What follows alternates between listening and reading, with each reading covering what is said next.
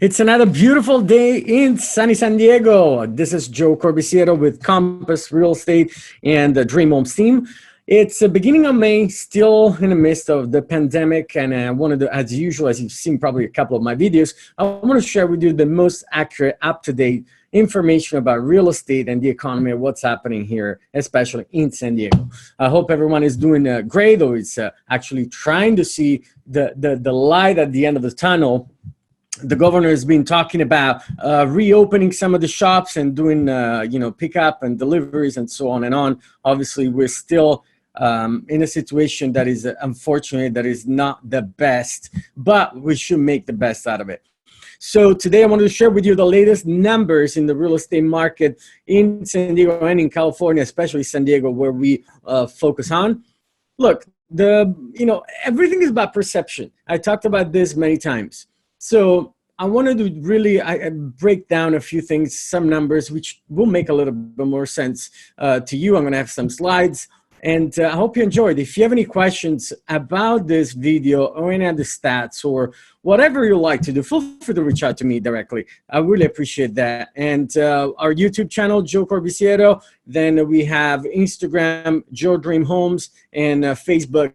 Feel free to reach out. And once again, I do a lot of social media and videos, and this is what I do. I try to bring as much value to you that you're sitting at home or you're just watching this video online. This is my goal, being resourceful. All right, I'm going to share with you my PowerPoint here real quick. Again, my name is Joe Corbisiero. Here we go.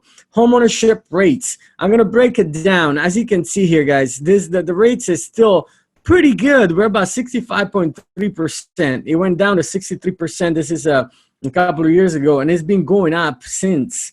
The other stats that I want to show you, we already looked at this before. The major financial institutions, they call this a rapid V-type recovery. Goldman Sachs, JP Morgan, and Morgan Stanley, they all do the same. The projection is a Q2, which we're in the middle of it. Obviously, a lot of people are losing their jobs, so there's a lot of unemployment. The unemployment rate went up quite a lot. We're still in the lockdown. Therefore, we're not doing really well economically. Yet, they are projecting to go up exponentially in Q3 and 4, and I hope they're right. Let's talk about the projections. This is, years of unemployment rate to return to pre-crisis level. I wanted to share with you, as you can see here, the black line talks about the COVID-19 projections. The Great Recession that went from 2006 to 2016, as you can see, there was a steady recovery going up from 2006 going on all the way to 16. Then the Great Depression, 1929 to 1942, as you can see, they went down drastically. It took quite a long time, about 12 years to recuperate. The projections for the COVID-19, as per the previous, slide that I had, JP Morgan, Morgan Stanley, they do project, a V shape that goes up in the third and fourth quarter. We should be recuperating everything, but most likely it's going to be the next 2 years. So we should be recuperating even further. So, this is not my projection. Those are economists more, and then some huge institutions in the U.S. Now, let's talk about the real estate market really quick. As per May, we have about close to 5,000 properties for sale. I don't add land and manufactured homes to my stats. So I put in detached, attached townhomes and twin homes. So this pretty much gives an idea that we have 4,921 homes for sale. It is still pretty low. It's a low inventory. It's all about supply and demand. I'm going to show you what happened here in March. The month of March, so we had half of the month we were locked down, and half of the month we were in, obviously working fine. So what happened is the real numbers are going to show in the next slide. So we had 2,843 sales. Then for the month of April, which is the most important to see, we only had 2,194. Now, I wanted to really, break this down for you guys. And, I think what's important is to really see something, we always, see things in a different perspective. Let's say, wow, we went from 3,100 and plus sales in April 2019. Now we're 2,100. Oh my gosh, this is a crisis. It's going to hit us. And this is what I hear all the damn time.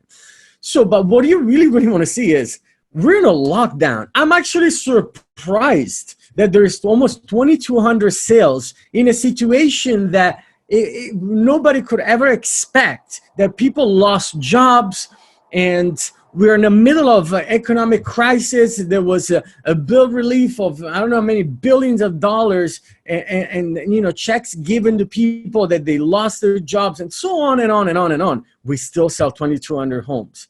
This is insane. It's a great thing. So you should be positive as much as I am, because if in the middle of pandemic, we have 2,200 sales, trust me, if there was no pandemic, we would be probably at 3,400 to 3,600 sales, which is more than we had last year.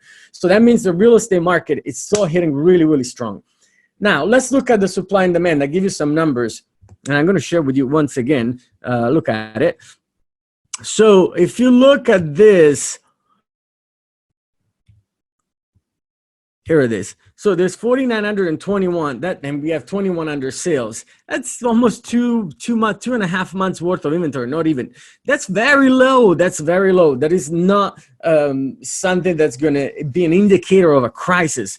The problem comes when you have 6, 7, 8, 10 months worth of inventory, which means we should be having about 20,000 homes for sale. It's impossible. This is not going to happen in San Diego. That means that I don't know, about 16,000 more people should altogether decided to put homes on the market. I haven't seen many people put a home on the market, because during the pandemic, who wants to sell? Only people that actually really need to sell for a reason or another.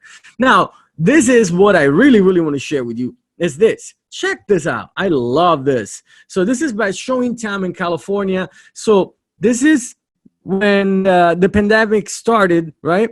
The beginning of March, we were having 30% more showings than the previous months. So then the pandemic with the lockdown, boom, by March 23rd, we had a minus 67.4% of showings. This is Showing Time, is a very, very reliable source. Then if you compare this, the beginning of the lockdown to today, we actually have 60% more showings. And we're still in the lockdown. So how is it possible that we have 60% more showings from the beginning of the lockdown to today, May 4th? So the answer is pretty simple. It's pretty simple. People are getting used to it, number one. Number two, people now, majority of people out there, what they think is, well, a lot of human beings have been losing their jobs, and what's going to happen? The real estate market is going to crash, and so on and on. Well, I'm going to share with you some stats that to me is mind blowing, and it gives me actually a really good security and a peace of mind. So check this out. Apparently, 45% of all the 45% of all the people that apply for a mortgage, okay, they are millennials. So this is one of the reasons why the market is not going to crash due to this pandemic. The millennials actually together are about 31% of the population in the US, which is huge. Now, also 35% of the homes that are for sale, they're owned by millennials. So you must agree with me that millennials are actually pushing the economy, just like the baby boomers did, a decade ago.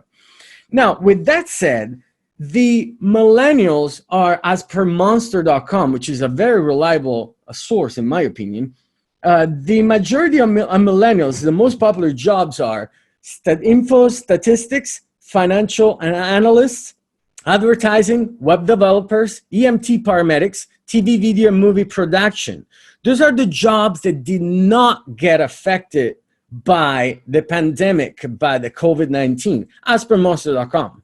So, guys, all the stats, all these numbers that I'm giving you, selling about 2,200 homes in San Diego County in the midst of a lockdown. To me, that's some significant numbers. The inventory, it's still low.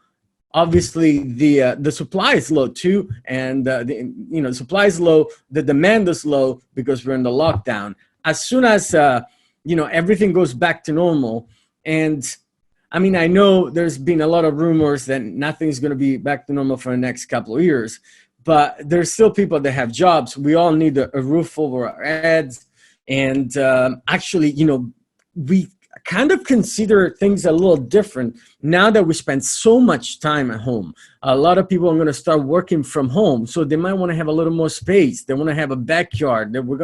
So there is a lot going on. A lot of people, millennials especially, they've been in apartments or living with their parents. I want to get out of there, and they want to buy their own place. Maybe they're going to get into buying a condo, or who knows? But at the end of the day, I'm showing you the statistics as per today, and I hope you feel confident as much as I am that the real estate market is still strong and we're still moving forward.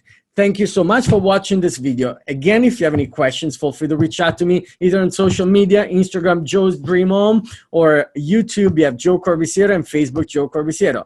And my number is 760-201-9252. Feel free to reach out. Ciao. Thank you.